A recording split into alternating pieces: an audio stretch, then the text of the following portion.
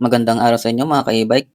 Meron na naman tayong satisfied customer na nagpagawa sa akin ng trapal para sa kanyang e-trike na Avia 007 Cruise.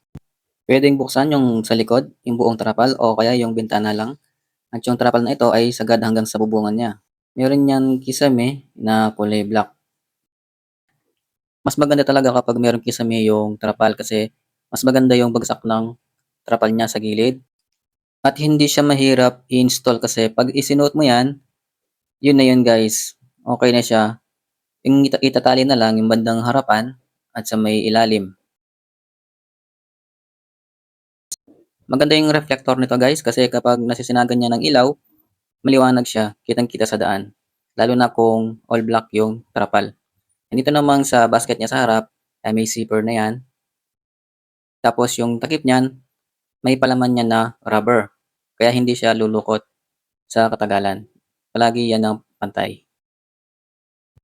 Sa likod ay ganun din. May zipper din yan at mayroong palaman na rubber yung takip niya. May nilagay ako ditong double adhesive bago ko siya itinali dito sa may bandang harapan para hindi dumudulas kapag nakatali na yan ng cable tie.